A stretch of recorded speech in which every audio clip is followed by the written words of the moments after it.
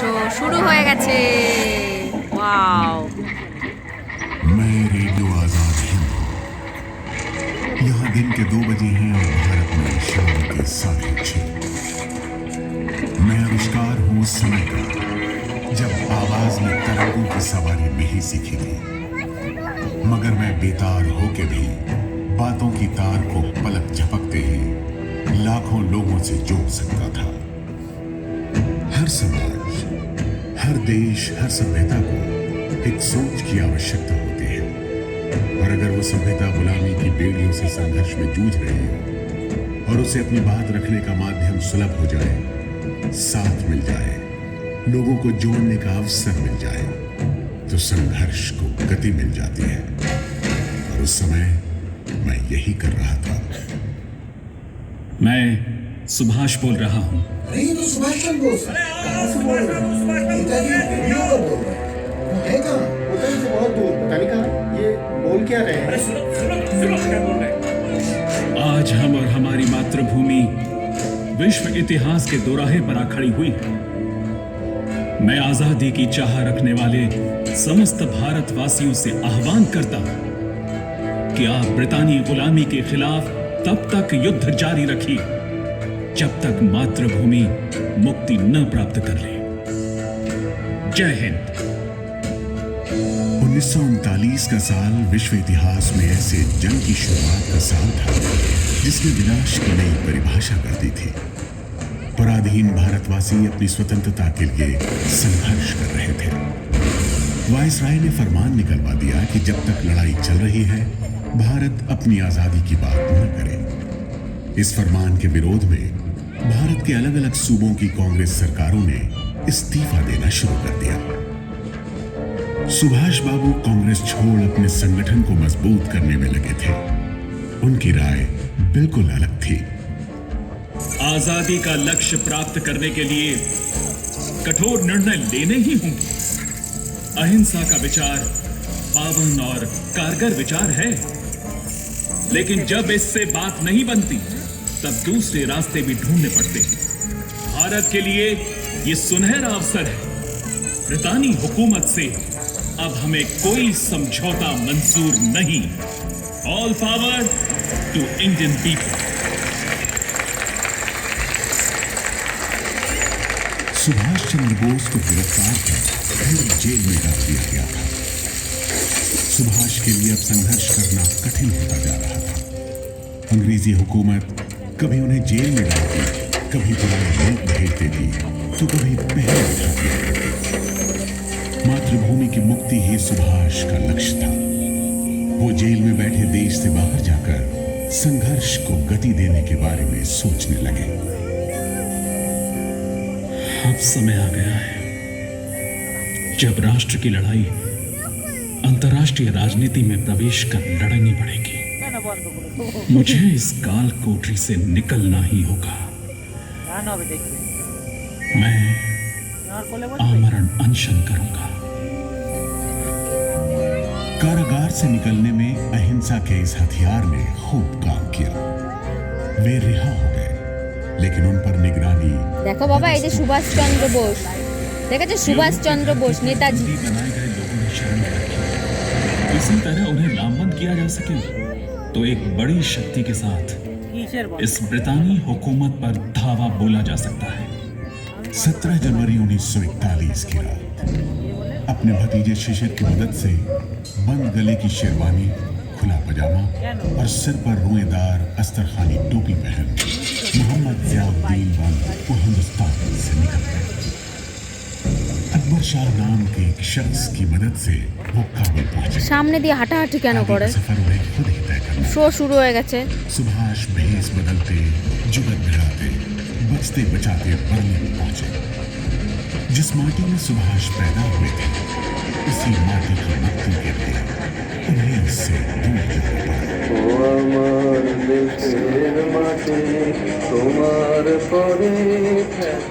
23 जनवरी 1897 को, जिस वर्ष महारानी विक्टोरिया के राज का स्वर्ण समारोह मनाया जा रहा था, बंगाल प्रेसिडेंसी के कटक में सुभाष का जन्म हुआ।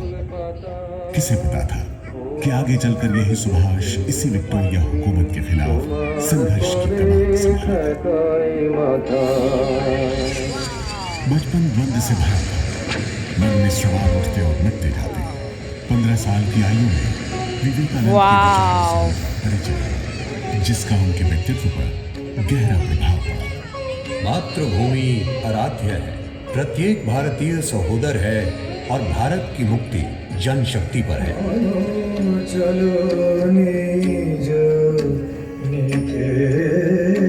मैट्रिक की परीक्षा पास कर सुभाष प्रेसिडेंसी कॉलेज आ गए।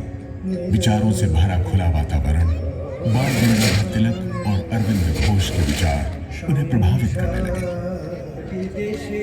मन में बेचैनी थी, कई सारे सवाल, उत्तर मिल नहीं रहा था। एक दिन गुरु की खोज में निकल गया। तीर्थ स्थलों, आश्रमों, साधु सन्यासियों के बीच भटकते रहे। विचलित मन शांत हुआ, तब घर लौट आए। गुरु तो नहीं मिला था, लेकिन संशय के बादल थोड़े छट गए थे।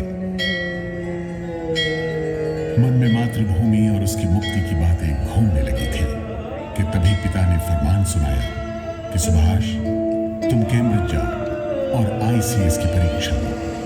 सुभाष दुविधा में जरूर पड़े, लेकिन पिता के आदेश को ना नहीं कह सके और समुद्री जहाज से इंग्लैंड के लिए रवाना हो गए।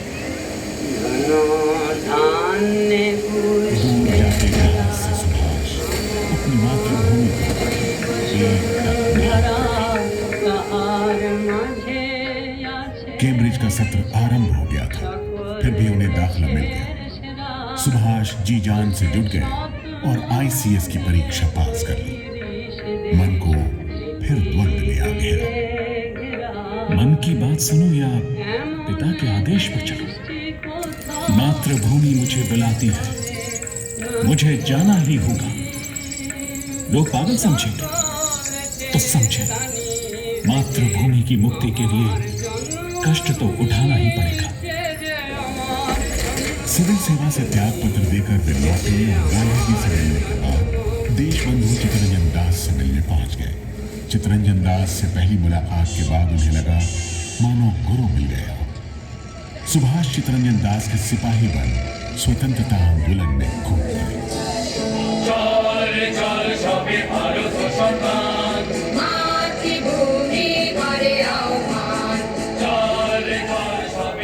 आंदोलन के शुरुआती दिनों में ही एक घटना घटी। प्रिंस ऑफ वेल्स के भारत दौरे का विरोध किया जा रहा था। सुभाष पूरे बेबी কেমন লাগছে? কেমন লাগছে बेबी? हैं? गिरफ्तारियां हो रही थी कि तभी खबर मिली कि देशबंधु जी की पत्नी वासंती देवी गिरफ्तार कर ली गई। वे दुखी मन से देशबंधु जी के पास पहुंचे। उन्हें पीड़ा इस बात की नहीं थी कि वासंती देवी को गिरफ्तार कर लिया गया, बल्कि दुख इस बात का था कि उन्हें गिरफ्तार क्यों नहीं किया गया। उनकी यह इच्छा जल्द ही पूरी हो गई। सुभाष को देशबंधु जी के साथ अलीपुर सेंट्रल जेल में बंद कर दिया गया। फिर तो जब तक हिंदुस्तान में रहे, जेल जाने का सिलसिला लगा रहा।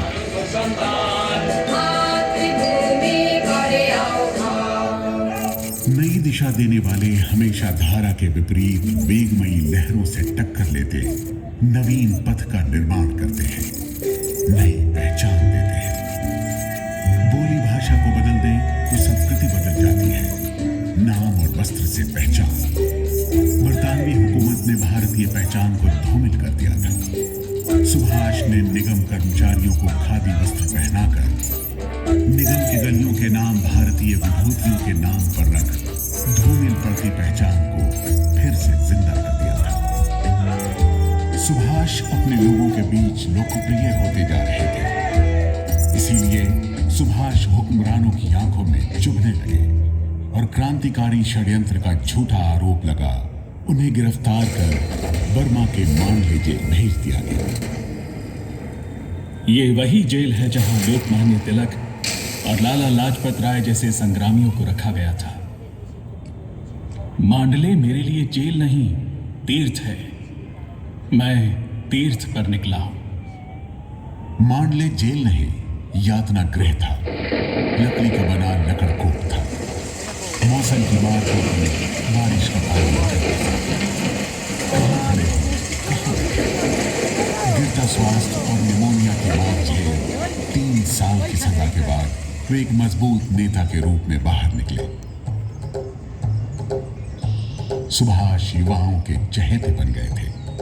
उनकी उपस्थिति युवाओं में जोश भर देती थी। गांधी जी जब एकांत में चिंतन कर रहे थे, तब सुभाष ने स्वतंत्रता संग्राम की गति को बनाए रखने में आगे बढ़कर योगदान दिया। मिल मजदूरों को संगठित किया, साइमन कमीशन का विरोध किया, विदेशी वस्तुओं का बहिष्कार।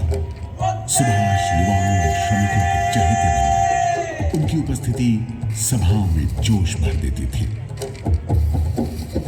अपने पिता के साथ चले संग्राम में तो सुभाष जीत गए, लेकिन स्वाधीनता संग्राम की भूमि पर राष्ट्रपिता खड़े थे। व्यास नदी का किनारा था और ऊपर स्वतंत्रता संग्राम का झंडा लहरा रहा था। गांधी जी ने संपूर्ण स्वाधीनता का प्रस्ताव रखा। सुभाष खड़े हुए और बोले, आप संपूर्ण बहिष्कार के लिए तैयार नहीं। काउंसिलों के बहिष्कार से कुछ हासिल नहीं होगा। मेरा सिद्धांत है सब कुछ या कुछ नहीं। जब तक दलित, श्रमिक, वंचित संगठित नहीं होंगे, सविनय अवज्ञा कारगर नहीं होगा। गांधी जी के सविनय अवज्ञा के प्रस्ताव को स्वीकार कर लिया गया, लेकिन मतभेद की लकीर खिंच गई थी। सुभाष एक बार फिर गिरफ्तार कर लिए गए। 1 साल बाद जब छूट कर आए तो फिर जेल में डाल दिए गए। मध्य प्रदेश के सिवनी जिले में जब तबीयत खराब होने लगी तो रिहा करने के बजाय वियना भेज दिया गया। अजीब सिलसिला था। सुभाष की आजादी हुकूमत के लिए खतरा बन सकती थी। 1938 में जब इंग्लैंड में थे, तभी पता चला कि उन्हें कांग्रेस का अध्यक्ष बना दिया गया है। नए इरादों और भविष्य के सपनों के साथ हरिपुरा गुजरात के अधिवेशन में पहुंचे और पूरे जोश से घोषणा कर दी, साथियों, धरती पर अब ऐसी कोई ताकत नहीं जो भारत को पराधीन कर सके, और आने वाले वक्त में हम इसे सत्य करके दिखाएंगे। सुभाष नई सोच और जवां इरादों वाले नेता थे। वे भविष्य के सपने देख रहे थे। आजाद भारत आर्थिक प्रगति के रास्ते पर कैसे चलेगा?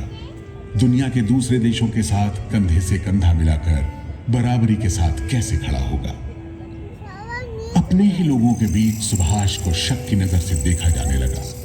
इसीलिए जब दूसरी बार अध्यक्ष पद के लिए खड़े हुए और जीत गए, तब कार्यकारिणी के सदस्यों में से अधिकांश ने इस्तीफा दे दिया।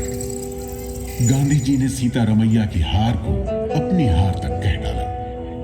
गांधी और सुभाष के नजरिए की खाई और गहरी हो गई। सुभाष गांधी जी से मिले, लेकिन खाई पाटी नहीं जा सकी। मध्य प्रदेश के त्रिपुरी में बीमारी की हालत में भी जाना पड़ा। आंतरिक खींचतान और दमघोटू वातावरण। सुभाष ने अप्रैल 1939 के कलकत्ता की बैठक में इस्तीफा दे दिया। कांग्रेस ने दूरदृष्टि वाला विचारोत्तेजक युवा अध्यक्ष खो दिया था। सुभाष खिन्न थे कि जिस संगठन के साथ आंदोलन में उन्होंने अपने जीवन के 20 वर्ष लगा दिए, वहां इतना अविश्वास। तभी गुरुदेव रविंद्रनाथ ठाकुर ने अपने मधुर वचनों से उनके संताप को हर लिया। मैं उस पौ को फूटते देख रहा हूं जिसमें तुम्हारी राजनीतिक साधना शुरू हुई थी। आज तुम मध्याह्न के उस निर्मल आलोक में उद्भाषित हो रहे हो, जिसमें शंकाओं का प्रवेश निषिद्ध है। मुझे लगता है तुम अपने मातृभूमि के लिए नई रोशनी और उम्मीद के संदेश वाहक बनकर आए हो। आने वाली लड़ाई में उसका साथ शायद मैं न दे पाऊं। मैं केवल आशीर्वाद दे सकता और विदा लेता हूं। आश्वस्त हूं कि देश के बोझ और दुख को तुमने अपना बोझ और दुख बना लिया है, और देश की स्वाधीनता के रूप में उद्दिष्ट प्रतिफल उसे जल्द ही मिलने वाला है। स्वदेश के चित्त में नूतन प्राण संचार करने का पुण्य व्रत तुमने ग्रहण किया। इसलिए मैं अपना नाटक ताशेर देश तुम्हारे उत्सर्ग कर रहा हूं।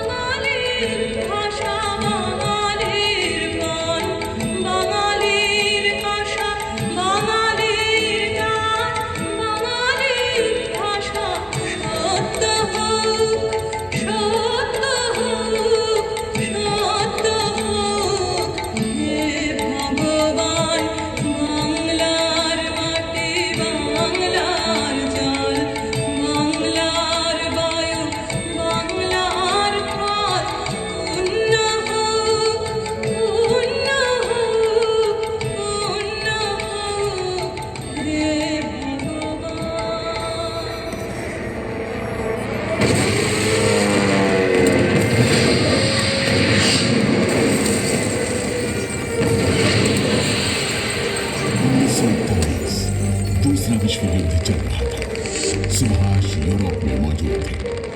प्रवास ले रहे युद्ध बंदियों को लेकर इंडियन नेशनल आर्मी की स्थापना करी। रेडियो जैसे आधुनिक संचार माध्यम को संघर्ष का माध्यम बनाया और इस तरह आजाद हिंद रेडियो स्वरूप में आया। साथियों, भारत की मुक्ति का समय आ पहुंचा है। भारत उठेगा और गुलामी की उन जंजीरों को काट फेंकेगा जो जमाने से उसे जकड़े पड़ी है। भारत की मुक्ति के लिए एशिया और विश्व के अन्य देश भी आगे बढ़ रहे हैं। सिंगापुर जापान के कब्जे में था।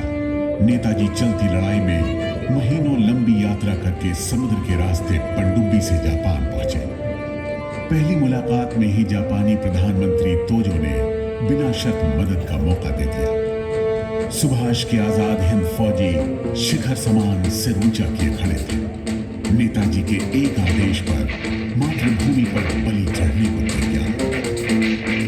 हथियारों की ताकत और खून की कीमत से तुम्हें आजादी लेनी है।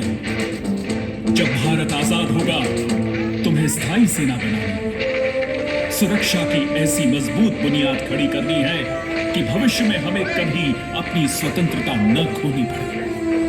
मेरे वीरों, तुम्हारा उद्घोष होना चाहिए, दिल्ली चलो।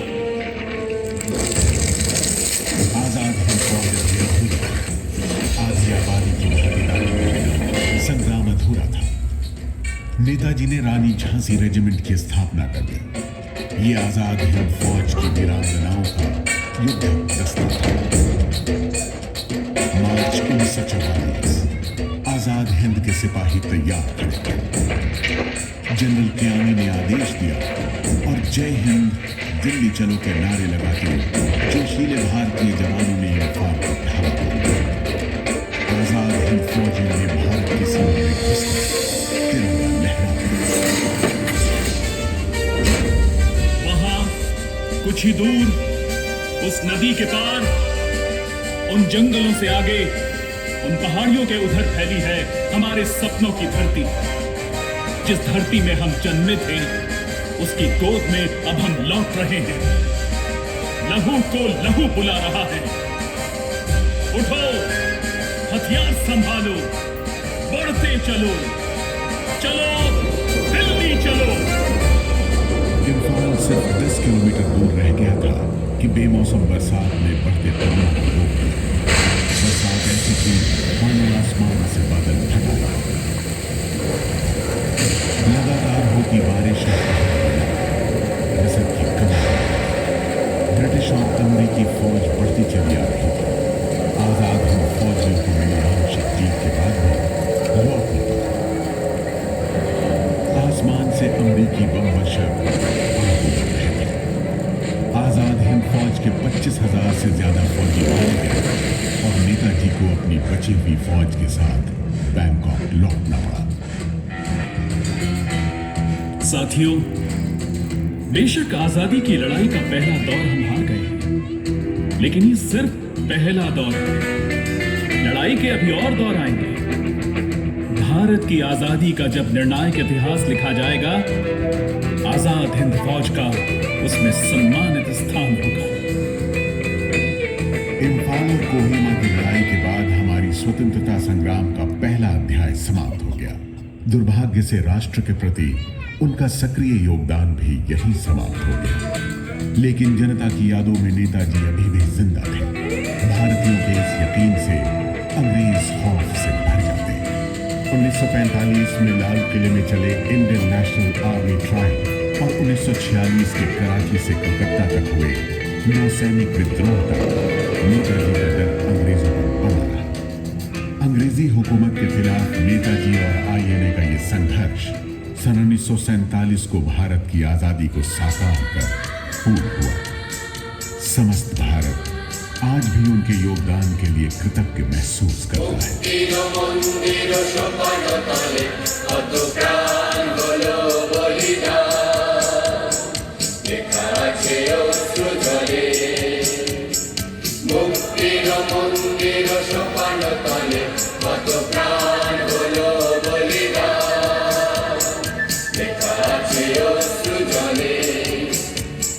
বিপ্লবী বন্ধু